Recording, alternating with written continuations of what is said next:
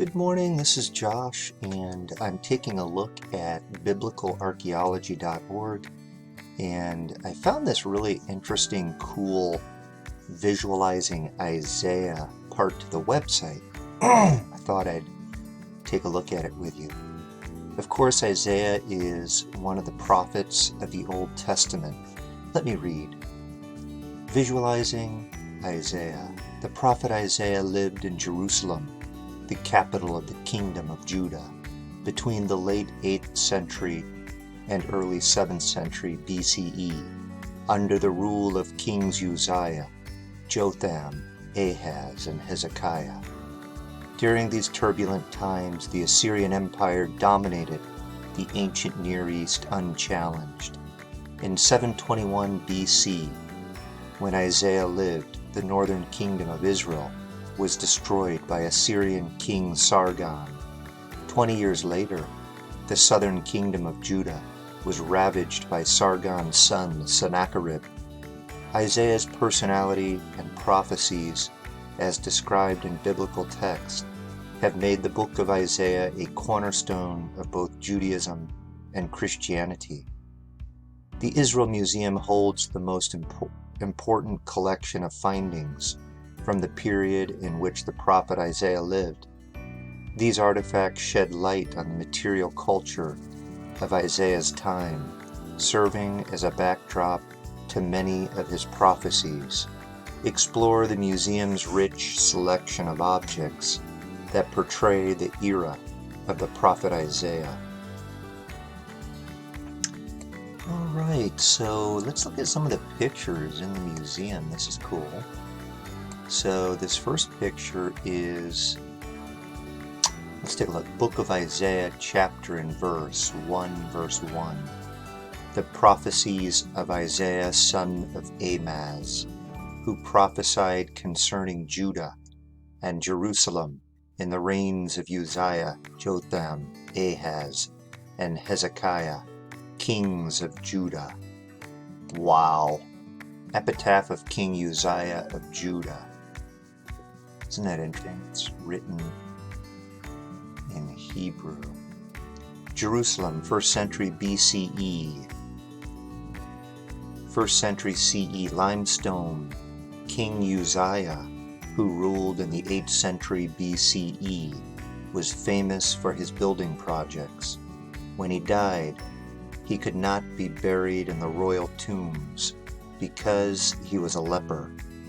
Some 700 years after his death, in the Second Temple period, Jerusalem expanded, and Uzziah's tomb had to be moved outside the new city limits.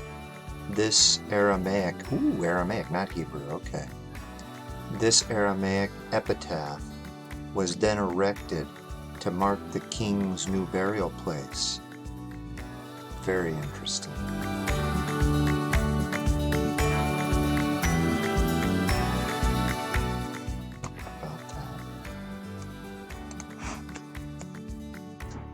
So I guess we can jump over here and take a look at the same piece. Alright, so here we are. It took us over to this museum in Israel, and we're looking at the epitaph of King Uzziah of Judah here in the exhibit. Epitaph of King Uzziah of Judah, Jerusalem, 1st century BCE, limestone, archaeology, Israelite, Persian period.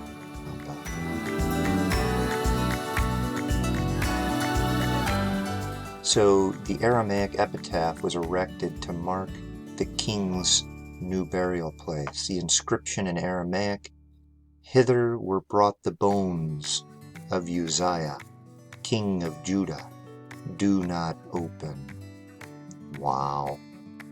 Isn't that remarkable?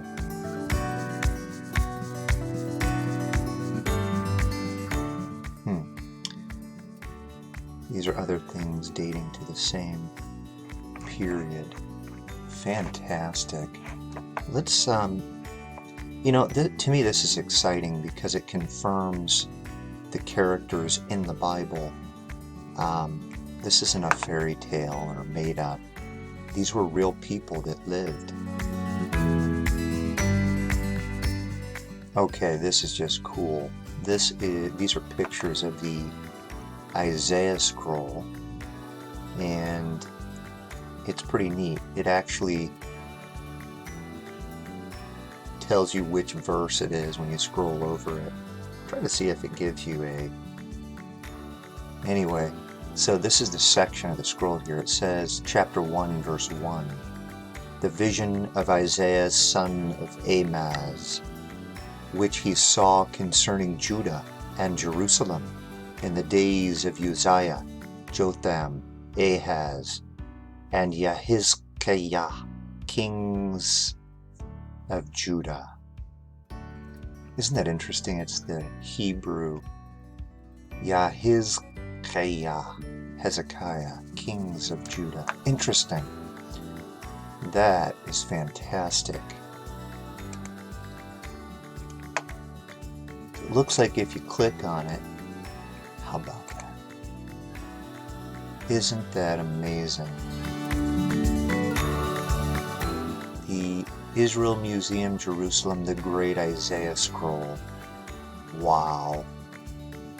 Click on it and you can read it.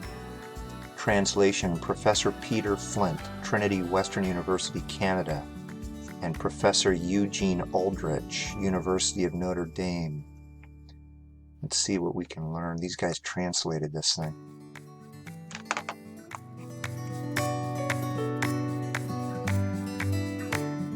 As you use the translator tool in the scroll viewer, we would like to call your attention to the complexities of translating the words of the prophet Isaiah of around 2,800 years ago, as reflected in the different Hebrew variants and subsequent English translations. The museum's mission here is to provide you the background information required to reach your own objective perspective when reading this English translation of the biblical text. Basic concepts: the Masoretic version of the Hebrew Bible. The evidence emerging from the Qumran scrolls is that there were several concurrent versions of the biblical text, though one, now referred to as the Proto-Rabbinic or Proto-Masoretic, enjoyed a special status by the Greco-Roman period, 3rd century BC, 1st century CE, that apparently became the authoritative text for mainstream Judaism toward the end of the Second Temple, as evidenced by ancient parchment fragments of several biblical books, 1st, 2nd century CE, discovered in other parts of the Judean desert, Masada, Wadi Marabat, Nahal Hever, and Nahal Zilim, through the activity of generations of sages known as Masoretes, faithfully preserved and transmitted the sacred words across centuries. An authoritative or Masoretic version of the Hebrew Bible gradually evolved, containing its definitive, correct text, proper vocalization, and accentuation marks. The Aleppo Codex, transcribed by the scribe Solomon, son of Buya, and annotated by the scholar Aaron ben Asher in the 10th century CE in the Galilean city of Tiberias, is considered the finest extant example of this version. Wow. Since then, the Masoretic version has become the standard authoritative text of the Hebrew Bible, from which modern translations were and still are being made. While there are numerous English online translations of this traditional text, the version you see here is the authoritative version of the biblical book of Isaiah, as rendered by the Jewish Publication Society in 1917 and published by the American-Israeli Cooperative Enterprise. Great Isaiah Scroll Version, The text of the Great Isaiah Scroll generally conforms to the Masoretic, or traditional version codified in medieval codices, all 66 chapters of the Hebrew version, in the same conventional order. At the same time, however, the 2,000-year-old scroll contains alternative spellings, scribal error corrections, and most fundamentally, many variant readings. Strictly speaking, the number of textual variants is well over 1,600, ranging from a letter, sometimes one or more words, to complete variant verse or verses. For example, the second half of verse 9 and all of verse 10 in the present Masoretic version of chapter 2 are absent from the Great Isaiah Scroll in the Israel Museum's full manuscript that you see here in mine. The same verses, however, have been included in other versions of the book of Isaiah, scrolls found near the Dead Sea, 4Q Isaiah, 4Q Isaiah B, and the Hebrew text from which the ancient Greek version, or Septuagint, 3rd, 1st century BC, is translated. This confirms that these verses, although early enough, were a late addition to the ancient and more original version reflected in the Great Isaiah Scroll. Recommendations. Keep these basic concepts in mind. We recommend that you use the tools at your disposal in the following ways. If you are a Hebrew reader, choose any passage of the Great Isaiah Scroll and compare it to the Masoretic version of the same passage in the Aleppo Codex. Awesome.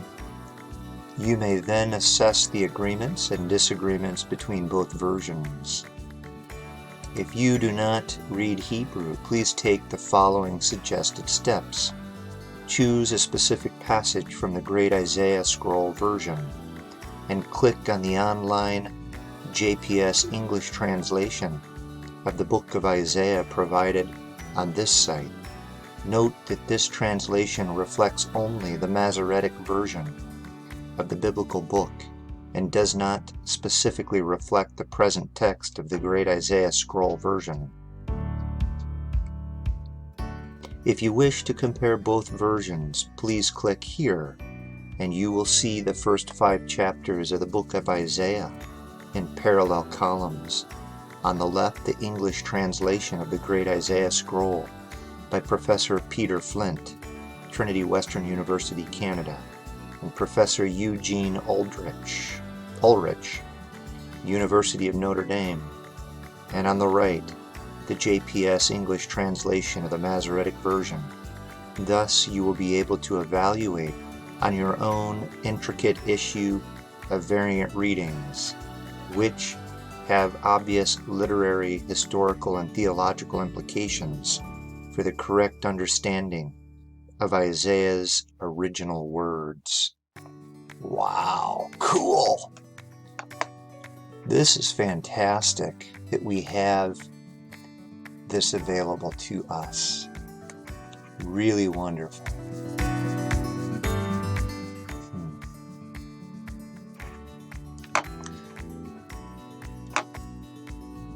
The Aleppo Codex, author Yusuf Ofer.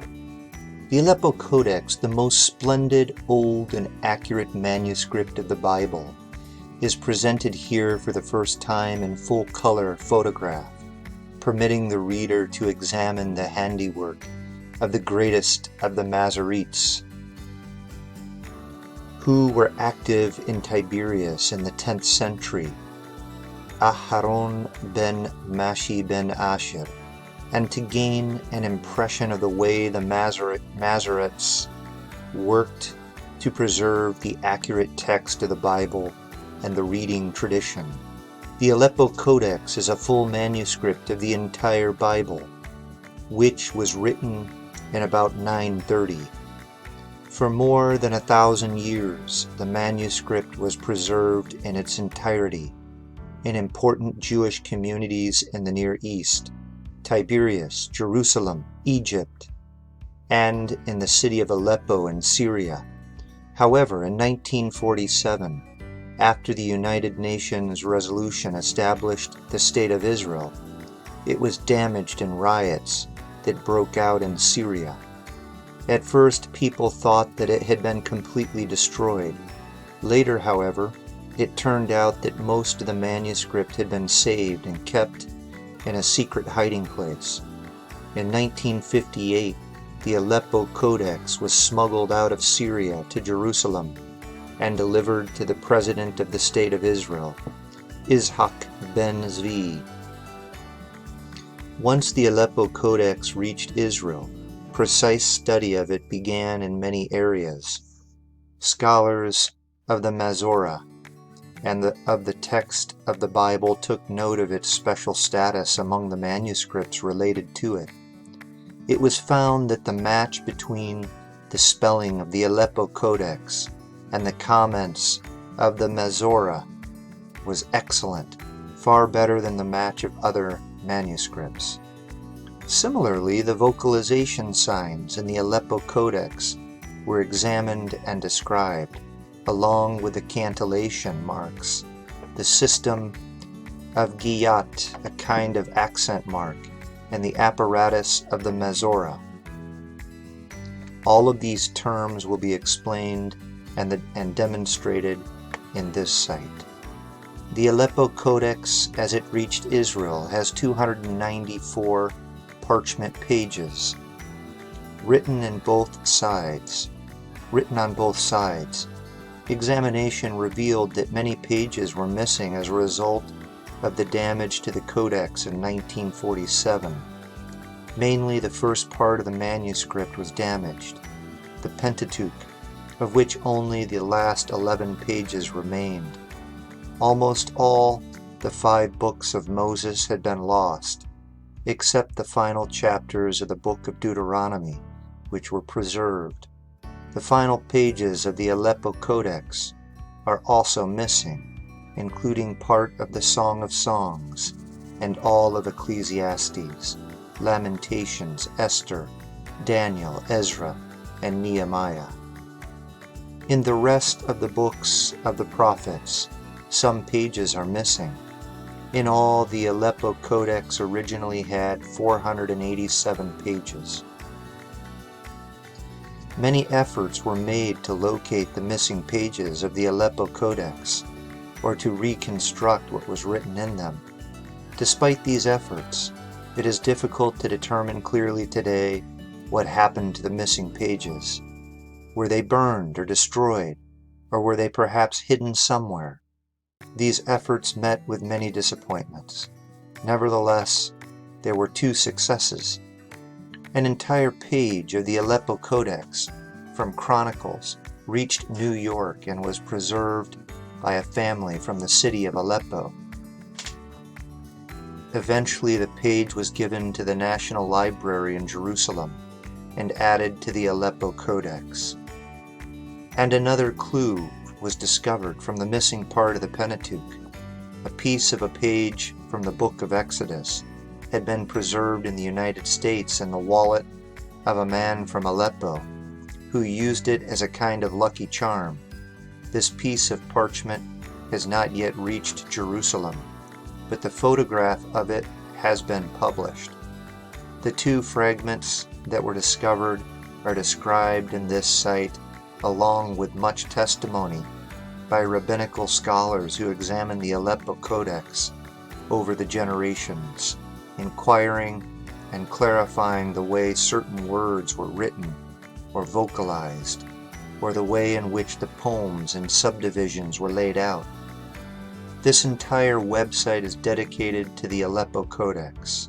It was constructed in 2004 at the initiative of the Ben Zvi Institute by the Study of Jewish Communities in the East, which is responsible for preserving the Aleppo Codex and maintaining it properly.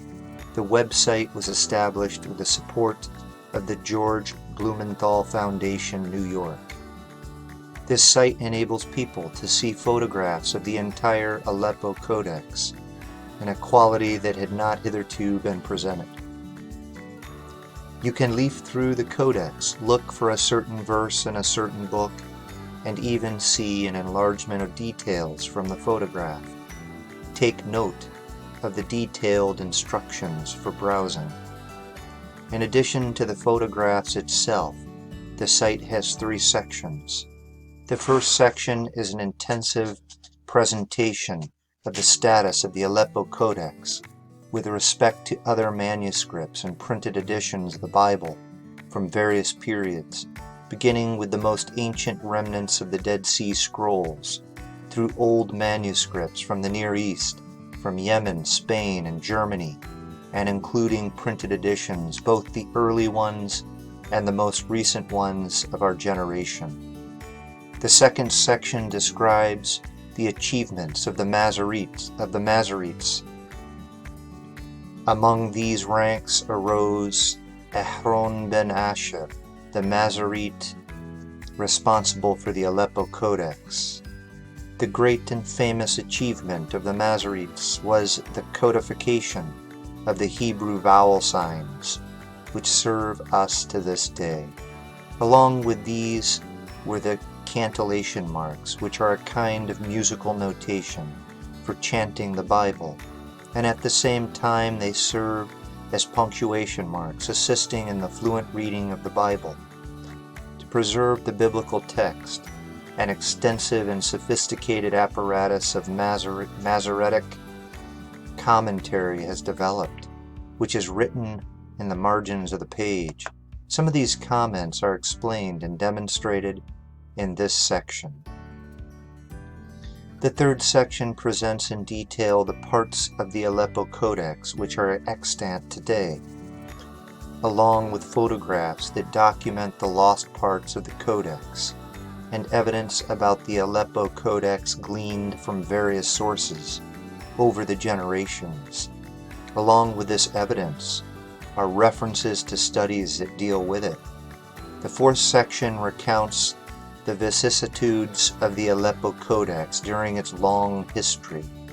It was written in Tiberias and reached the Karaite community in Jerusalem. It fell into captivity during the Crusades and came into the possession of a Jewish community in Egypt. The Aleppo Codex then came into the hands of Maimonides, who designed the layout of the Torah scroll that he wrote himself according to it. The Torah scrolls of all Jewish communities follow this precedent. Hundreds of years later, the Aleppo Codex passed from Egypt to Syria, and we have already mentioned the fate that befell it there. The fifth and final section deals with the status of the Aleppo Codex today and the actions that have been taken on its behalf in recent years. Public and legal struggles led to the establishment of an official commission whose purpose is to supervise everything done with the Aleppo Codex.